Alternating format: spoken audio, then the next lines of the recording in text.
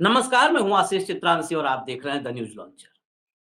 मोदी सरकार बजट सत्र के दूसरे चरण में खतरे में है। आप कहेंगे कि हम खबर को बढ़ा चढ़ा के बता रहे हैं, लेकिन मैं एक एक तर्क और तथ्य रखूंगा इस वीडियो में। वाकई खतरे में, और खतरे में मोदी की ही वजह से, मोदी के अपने स्टैंड की वजह से। वो चुनावी हिंदुत्व जिस पर लगातार वो धाल देते रहते हैं, जो बीजेपी की सफलता का एकमात्र मंत्र है, उसके अलावा कोई मंत्र नहीं है। 11 साल में उपलब्धि के नाम पर हिंदू, मुसलमान और पाकिस्तान के अलावा जिसके पास गिनाने के लिए कुछ भी नहीं है, विफलताओं की एक लंबी फहरिस्त है। वो एक बार फिर से अंधभक्तों को, अपने व्हाट्सएप यूनिवर्सिटी के स्टूडेंट्स को, क्रैश कोर्स वालों को, वो फिर से वो बूस्टर डोज देने के लिए कि एक बार उनको लगे कि हाँ, मुसलमानों को टाइट कर दिया गया है, अब्दुल को टाइट कर दिया गया है, फिर वक्फ वाला बिल लेकर के तैयार हैं, वक्फ संशोधन अधिनियम। वो लेकर के तैयार हैं, उस बिल को, वक्फ संशोधन बिल लेके तैयार हैं। ये बिल पहले जेपीसी में गया था। जेपीसी में भी विपक्ष की कोई सुनवाई नहीं हुई।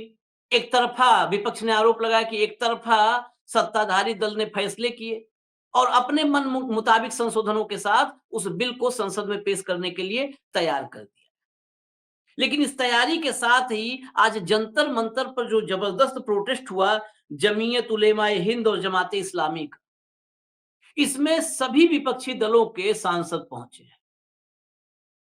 वो पहुंचे, किसने क्या बोला हम आगे बताएंगे, लेकिन जहां से संकट वाली बात हम कह रहे हैं, संकट आया है, उस संकट को समझने के लिए ओवैसी, जिनको अक्सर जो है तमाम विश्लेषक ये कहते हैं कि बीजेपी की ही बी टीम है। हालांकि मैं ओवैसी की पॉलिटिक्स को एंडोर्स नहीं कर रहा हूं, लेकिन ओवैसी का वो स्टेटमेंट, उसको आप धमकी कह सकते हैं, चेतावनी कह सकते हैं, अल्टीमेटम कह सकते हैं। जब आप उसको पढ़ेंगे, मैं कोट अनकोट बताऊंगा ताकि उसमें मेरा कोई विचार शामिल ना हो। आप पढ़ेंगे, उसके बाद हम समझने की कोशिश करेंगे कि सरकार पर आखिर खतरा कैसे है। क्या नीतीश कुमार, चंद्रबाबू नायडू, चिराग पासवान और जयंत चौधरी नरेंद्र मोदी के खिलाफ खड़े होने वाले हैं?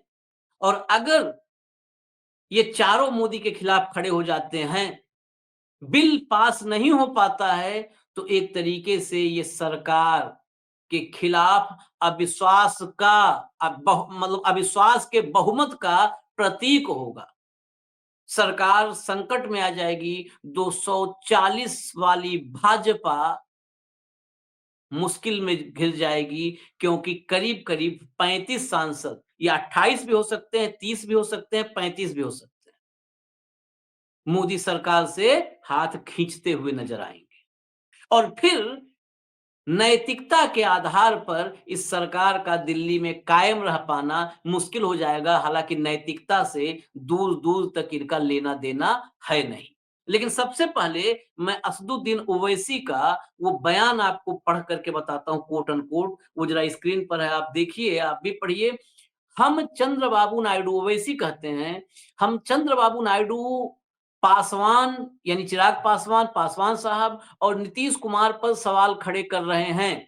याद रहे कि जब तक दुनिया कायम रहेगी और इस नाजुक वक्त में इस बिल की ताईद करेंगे, तो आपको मुसलमान कभी माफ नहीं करेंगे। आपकी ताईद की वजह से ये कानून बनेगा। इसलिए हम उनसे भी कह रहे हैं कि आप इस अनकॉन्स्टिट्यूशनल बिल की ताईद मत कीजिए। इसमें आगे वो और भी जो कहे हैं, ये बेसिकली काम तो वहीं तक हो गया आपके समझने के लिए, लेकिन ये पोर्शन भी जुड़ेगा उसके साथ समझने के लिए। इस बिल का मकसद मुसलमानों से मस्जिद, दरगाह और कब्रों को छीनना है। हमारा सवाल सिर्फ यही है कि अगर गुरुद्वारों, मंदिरों में कोई गैर सिख या गैर हिंदू मेंबर नहीं बन सकता, तो मुसलमान के इस वक्फ में क्यों बन सकता है? अगर नरेंद्र मोदी इस मुल्क के अमन को खराब करना चाहते हैं, वो मंदिरों और मस्जिदों के झगड़ों में इजाफा करना चाहते हैं, तो फिर ये बिल आगे लेकर के बढ़े। और वो बढ़ रहे हैं, क्योंकि चाहत क्या है आपको भी पता है।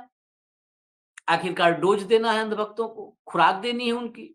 इसी खुराक से तो जी खा रहे हैं। बाकी 2014 से 2025 में उपलब्धि के नाम पर कोई 2 उपलब्धि बता दे, 2 उपलब्धि बता दे, बहुत सारे कमेंट बॉक्स में लिखते हैं कि मोदी जी ने देश को कहां से कहां पहुंचा दिया, आप लोग को बर्दाश्त नहीं हो रहा है। मैं कहता हूं दो बताओ ना, घूम फिर के यही आ जाओगे, हिंदू सुरक्षित हो हैं, सनातन की रक्षा कर रहे हैं, मंदिर राम मंदिर बनवाया है, देखिए औरंगजेब को गरियाया है, इसके अलावा कुछ बताने की हालत में नहीं है 11 साल में, कुछ बताने की हालत में नहीं है। अब हम आते हैं इस बयान पर, इस बयान के मायने समझिए। इसके आगे और बहुत सारे नेताओं के बारे में चर्चा करना है, लेकिन इस बयान के मायने समझिए। यहाँ नीतीश कुमार, चंद्रबाबू नायडू, चिराग पासवान और एक और नाम जयंत चौधरी, इन 4 नामों के बारे में चर्चा है। पहले सांसदों की संख्या, जो मैंने कहा कि सांसद कहां से कितने सांसद जा सकते हैं, आ सकते हैं। 16 सांसद हैं चंद्रबाबू नायडू के पास, 12 सांसद हैं नीतीश कुमार के पास, 28 सांसद, 2 जयंत चौधरी 30 और 5 चिराग पासवान 35। अब यहां से पे मैं उल्टा चलूंगा, 5 और 2 को कम भी करना पड़ सकता है। हालांकि जयंत चौधरी की अगर राजनीति को आप देखें तो जयंत चौधरी की राजनीति तभी ताकतवर नजर आती है पश्चिमी उत्तर प्रदेश में, जब उनके कोर वोट बैंक में मुस्लिम वोट बैंक जुड़ता है, उसकी परत चढ़ती है, लेयर चढ़ती है। जब जाट मुस्लिम अलग हो जाते हैं 2012 के दंगों के बाद, जैसा हुआ मुजफ्फरनगर दंगों के बाद, तो जयंत चौधरी की रालोद की पॉलिटिक्स बिल्कुल शून्य सी होती नजर आती है। चिराग पासवान, उनके पास Paswan vote bank 5% vote bank उनका इंटैक्ट है, लेकिन मुसलमानों का रामविलास पासवान के दौर से जुड़ाव रहा इस पार्टी के साथ, क्योंकि कम्युनल फोर्सेज से कई बार, हालांकि रामविलास पासवान को बहुत बड़ा मौसम वैज्ञानिक कहा जाता था, सियासी मौसम वैज्ञानिक, लेकिन उन्होंने कम्युनलिज्म के नाम पर कई बार इधर से उधर पाला बदला है। इसलिए उनके पीछे भी, उनके साथ भी मुसलमान जुड़ने में कभी झिझक नहीं महसूस किया, उनके साथ भी चला है। लेकिन फिर भी इन 5 और 2 को अभी हम किनारे रखेंगे, क्योंकि चाहे वो चिराग पासवान हो, चाहे जयंत चौधरी हो, ये अपने-अपने राज्यों में कहीं पर भी न आज सरकार बनाने की स्थिति में है, न कल होते हुए नज़र आ रहे हैं। ना के बराबर 0.00001% संभावना भी नज़र नहीं आती है। कहीं पर ऐसी राजनीतिक हैसियत ही दोनों की नहीं है। तो हो सकता है ये उस जो है अपने पुराने राजनीतिक ताकत को भूल करके सत्ता के साथ साझीदार बने रहें, सत्ता की मलाई मिलती रहे, उसलिए किसी भी स्थिति में नरेंद्र मोदी के साथ खड़े नज़र आए आप। क्योंकि इंडिविजुअल अपने दम पर इनकी राजनीतिक हैसियत कहीं पर भी शून्य के ही करीब है। तो इनको 5 2 7 सांसदों को मैं फिर भी किनारे कर देता। लेकिन जो 16 और 12 हैं, नायडू और नीतीश हैं, इनकी सियासी मजबूरी समझिए। आंध्र प्रदेश में मुसलमान चंद्रबाबू नायडू के लिए कितना ज़रूरी है, उसी से समझ लीजिए कि चंद्रबाबू नायडू ने भाजपा के साथ गठबंधन में होने के बावजूद 4.5% मुसलमानों को लेकर के अपने चुनावी घोषणा पत्र में वादा किया। कांग्रेस की तेलंगाना की सरकार ने रमजान में 1 घंटे की अतिरिक्त छुट्टी जब दी, तो कांग्रेस के रास्ते पर चंद्रबाबू नायडू चलते नजर आए और आंध्र प्रदेश में भी 1 घंटे की अतिरिक्त छुट्टी दी। आंध्र प्रदेश की सरकार में या चंद्रबाबू नायडू की पार्टी में मुसलमानों का जो है प्रतिनिधित्व हमेशा से देखा गया है। चंद्रबाबू नायडू कम्युनल पॉलिटिक्स से खुद को दूर करने का इतिहास भी दिखाते रहे हैं। हालांकि एनडीए का हिस्सा रहे हैं, लेकिन उस दौर में एनडीए का हिस्सा वो रहे हैं मजबूती से, जो अटल युग था। वहां पर भी चंद्रबाबू नायडू पैसे की डिमांड इतनी होती थी अपने स्टेट के लिए कि वहां पर भी उनको वो एनडीए छोड़ चुके थे। तो एनडीए छोड़ना, एनडीए के साथ रहना, वो उन आना जाना उनके इतिहास में जुड़ा हुआ है। मतलब वो ऐसे पार्टनर नहीं है कि जिनका इतिहास हो कि वो बिल्कुल भारतीय जनता पार्टी के साथ और एनडीए के साथ लगातार बने रहे। नीतीश कुमार, नीतीश कुमार अटल युग का जो एनडीए था, उसमें बिल्कुल कंसिस्टेंट थे, वो निरंतरता उनमें बनी हुई थी। लेकिन मोदी युग के जो है भाजपा के साथ उनका संबंध बार-बार उतार-चढ़ाव वाला रहा है। और इसलिए भी रहा है कि जब फिर आप देखेंगे बिहार की मुस्लिम पॉलिटिक्स, तो बिहार में माई समीकरण, राजद के पक्ष में, लालू यादव के पक्ष में माई समीकरण कितना भी मजबूत दिखे मुस्लिम यादव, लेकिन मुसलमानों में कुछ हिस्सा और मुस्लिम महिलाएं वो जनता दल यूनाइटेड यानी नीतीश कुमार को वोट देती रही। तो एक जो कुशन है नीतीश कुमार के पॉलिटिक्स में, वो मुस्लिम वोट बैंक का कुशन हमेशा से रहा है। लेकिन जो मैंने कहा अल्टीमेटम, धमकी, चेतावनी जो भी मानिए, जो कहा कि ये मुसलमान कभी नहीं, दुनिया जब तक कायम रहेगी कभी भूलेंगे नहीं। अगर इस बिल का समर्थन किया आपने, इस बिल को पास करवाया। इस बिल को इसलिए मुसलमानों के बहुत करीब जो है दिल के करीब ये बिल अब जा चुका है, क्योंकि लगातार जो है यूसीसी समान नागरिक संहिता जिस तरह से उत्तराखंड में आया है, सीए सीएए एनआरसी, उस दौर से जिस तरीके से ये लगता चला आ रहा है कि मोदी सरकार की पॉलिसी सिर्फ एक धर्म विशेष, समुदाय विशेष को टारगेट करके एक बड़े लार्जर सेक्शन को तुष्ट करने के लिए बनाई जाती हैं, उसको देखते हुए अब मुसलमान पहले से ही लामबंद हैं। जंतर-मंतर पर जो प्रोटेस्ट हुआ है, विपक्ष के करीब-करीब सभी दलों के नेता गए। समाजवादी पार्टी की तरफ से तो ऐलान कर दिया गया कि इस बिल के खिलाफ हम आंदोलन चलाएँगे, घर-घर जाएँगे। क्योंकि इस बिल के बाद मुसलमानों को ये संदेह है कि जिस तरीके से जिलाधिकारियों को ताकत दी जाएगी, उस ताकत के बाद तमाम उनकी संपत्तियाँ, वक्फ की प्रॉपर्टीज़, तमाम कब्रिस्तान, दरगाह, मज़ार, मस्जिद, वो उनके हक से हाथ से निकल जाएँगे। तो ऐसे हालत में मुसलमान अब इस बिल के साथ जो भी पार्टी खड़ी नज़र आएगी, उस पार्टी के साथ तो कतई नहीं चलेंगे, ये करीब-करीब तय मान लीजिए आप। और यही अल्टीमेटम, यही चेतावनी या धमकी ओवैसी ने दी है। अब ऐसे हालात में मोदी के साथ चलने के लिए, यानी मोदी के नाम पर अपना सियासी भविष्य खत्म करने के लिए क्या नीतीश कुमार तैयार होंगे? कि हम मोदी के साथ ही चलेंगे, हम रहें न रहें, मोदी रहने चाहिए। जेडीयू रहे न रहे, मोदी की सत्ता रहनी चाहिए। क्या नीतीश कुमार ये अब गुनगुनाएँगे? क्या चंद्रबाबू नायडू अपने राजनैतिक भविष्य को कुर्बान कर देंगे? चंद्रबाबू नायडू, जिनकी आज की तारीख में उम्र 74 साल है, ये कार्यकाल आंध्र प्रदेश का सरकार का जब पूरा होगा, तो उस वक़्त वो करीब-करीब 79 के होंगे। लेकिन इस भारतीय राजनीति में उनसे भी वृद्ध अभी भी एचडी देवगौड़ा कर्नाटक में बैठे हुए हैं, 84 साल के शरद पवार महाराष्ट्र की सियासत में एक्टिव हैं, सुपर एक्टिव हैं। तो हो सकता है उसके बाद भी एक आध सियासी पारी खेलने के लिए सक्षम हों। और दूसरी बात, जेडीयू में तो तभी भी अभी भी मान लिया संकट के बादल या आशंका के बादल हैं, लेकिन टीडीपी में वैसी स्थिति नहीं है। चंद्रबाबू नायडू के बाद नारा लोकेश, उनके पुत्र जो हैं, वो तैयार हैं कमान सँभालने के लिए। आज की तारीख में आंध्र प्रदेश की सियासत पर और सरकार पर अगर आप लगातार नज़र रखेंगे, तो आप पाएँगे कि चंद्रबाबू नायडू अब खुद से ज़्यादा नारा लोकेश को आगे लेकर के आ रहे हैं। सरकार के परफॉर्मेंस की बात होती है, सरकार के मंत्रियों की परफॉर्मेंस की बात होती है, तो चंद्रबाबू नायडू खुद से भी ज़्यादा नारा लोकेश अपने बेटे को आगे रखते हैं। उनको अपने से बेहतर परफॉर्मर के रूप में आंध्र प्रदेश की जनता के सामने पेश करने की कोशिश करते हैं। और टीडीपी की सियासत में बिहार में तो अगर कुशन है, तो यहाँ पर मोटा गद्दा है, मुस्लिम वोट बैंक, आंध्र प्रदेश की सियासत में टीडीपी के लिए।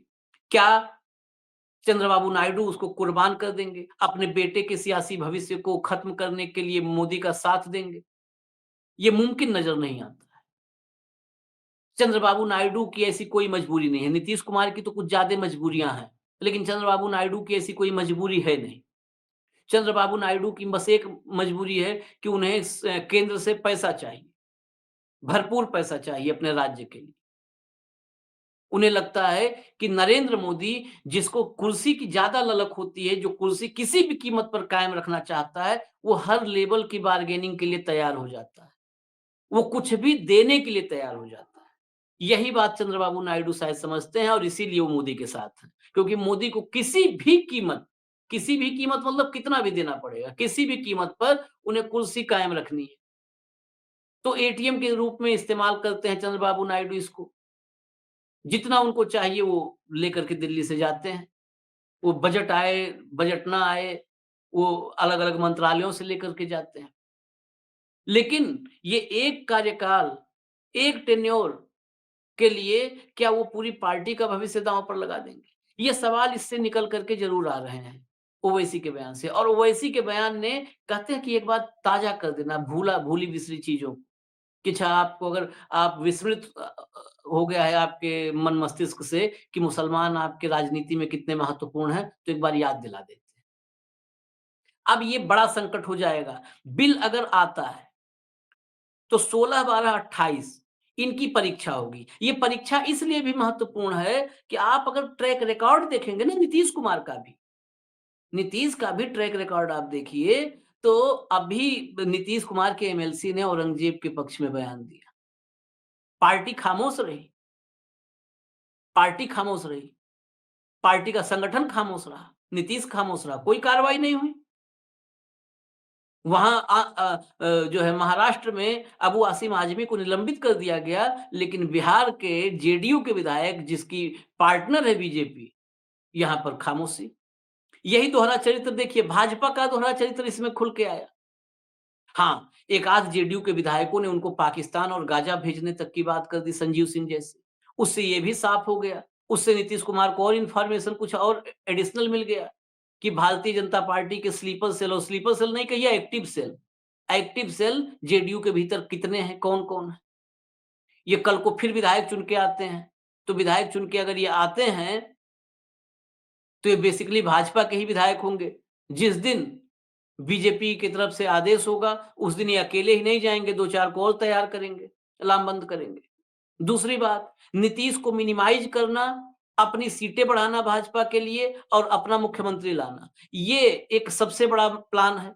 अभी अमित शाह ने बिहार में जाकर के बोल दिया कि मैं बिहार में डेरा डालूँगा और जीत हासिल करूँगा। इसके बाद अगला स्टेप, राम मंदिर के बाद सीता मंदिर का ज़िक्र, सीता जी का मंदिर। तो बिहार के लिए बीजेपी की स्क्रिप्ट तैयार है। उन्हें तो हार्डकोर चुनावी हिंदुत्व के फॉर्मूले पर चुनाव लड़ना है। उन्हें तो 80-20 करना है। उन्हें हिंदू पोलराइजेशन करना है। लेकिन इस पूरे फॉर्मूले में नीतीश की सियासत इस खाँचे में फिट नहीं बैठती है। नीतीश का तो नुकसान ही नुकसान है। वक्फ बिल और हिंदू पोलराइजेशन के दौर में नीतीश कुमार का साथ अगर मुसलमान मतदाताओं ने जो कुशन मिलता है, वो कुशन हट गया, तो पीठ में घाव लगेगी। फिर 25, 30, 35 के रेंज में सिमटेंगे और भाजपा 105-10 पे होगी। अकेले अकेले दम पे सरकार बनाएगी या तो चिराग पासवान, जीतन मांझी, उपेंद्र कुशवाहा साथ लेकर के वहां तक पहुंच जाएंगे और नहीं भी पहुंचे तो जेडीयू में संजीव सिंह जैसे पता नहीं कितने अभी छुपे बैठे हैं जो पार्टी तोड़ करके भारतीय जनता पार्टी के साथ चलने के लिए कभी भी तैयार हो जाएंगे। तो ऐसे हालात में और वहां अभी निशांत की लॉन्चिंग का सपना तो बुना ही जा रहा है। ऐसे में नीतीश कुमार के लिए भी स्थितियाँ ठीक नहीं हैं। और ये दोनों अगर ये बिल आता है, इस बिल की मुखालफत करते हैं, इस बिल के खिलाफ खड़े हो जाते हैं, तो फिर दिल्ली सरकार गंभीर खतरे में आ जाएगी। मोदी सरकार गंभीर खतरे में आ जाएगी। क्योंकि 2 सबसे बड़े पार्टनर, भारतीय जनता पार्टी के 2 सबसे बड़े पार्टनर चंद्रबाबू नायडू और नीतीश कुमार। सबसे बड़े चंद्रबाबू नायडू, दूसरे नंबर के नीतीश कुमार। अगर ये 2 बड़े पार्टनर साथ छोड़ देते हैं, किसी भी मोदी सरकार के किसी बिल के खिलाफ खड़े होते हैं, तो उसी वक़्त नैतिक रूप से सत्ता में रहने का अधिकार नरेंद्र मोदी खो बैठते हैं। हालाँकि फिर मैं कह दूँ, नैतिकता से इनका दूर तलक लेना-देना कुछ भी नहीं है, लेकिन फिर भी और एक तरीके से कहा जाए, तो ये अविश्वास प्रस्ताव के पुष्ट होने पर मुहर लगा देता है, मतलब अविश्वास के बहुमत पर मुहर लगाता है। अगर शब्दों को आप सहेजें तो अविश्वास के बहुमत पर मुहर लगाता है। अविश्वास का अगर बहुमत हो तो विश्वास तो अल्पमत में आ गया और विश्वास अल्पमत में है तो सरकार को जाना ही होगा। वो नैतिकता को कितना भी ताक पर रख दे लेकिन जाना पड़ जाए। अब ये वक्त बड़े करीब आ चुका है क्योंकि बिल तैयार है। बिल संसद में पेश होगा, देखना है क्योंकि आगे कुआं पीछे खाई वाली स्थिति है। अगर मोदी के साथ खड़े हो गए ये लोग, तो ये अपनी सियासत कैसे करेंगे? क्या ये भी जो सालों से सेकुलरिज़्म का जो है चादर ओढ़ करके सियासी घी पी रहे हैं, क्या वो चादर हट जाएगी?